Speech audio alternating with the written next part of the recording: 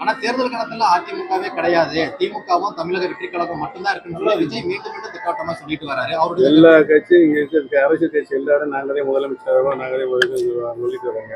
இதை நம்ம மறுக்க முடியுமா? மறுக்கின்ற கடமை மக்களிடம் இருக்கிறது, வாக்களிக்கின்ற கடமை மக்களிடம் இருக்கிறது.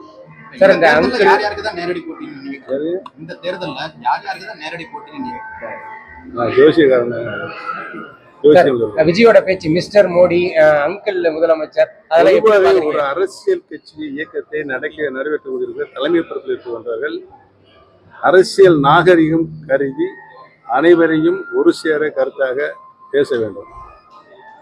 அவருடைய பேச்சில் சில பேச்சுகள் ஏற்றுக்கொள்ளக்கூடிய இல்லை. தமாசா பேசுனாரா, துணியை வச்சு பேசினாரா, சூது வச்சு பேசினாரா எனக்கு தெரியாது. ஒரு பெருந்தன்மையோடு பேசுகின்ற கருத்தை அவர் பேச வந்து இப்போதான் கட்சி ஆரம்பிச்சிருக்காரு. அவருடைய கருத்துக்கள் மக்களை ஈர்க்கின்ற கருத்தையாகும். ஆனால் இந்த மாநாட்டில் அவர் பேசிய கருத்துக்கள் அரசியல் ரீதியான ஈர்க்கின்ற கருத்தாக இல்லை என்பதுதான் என்னுடைய கருத்து.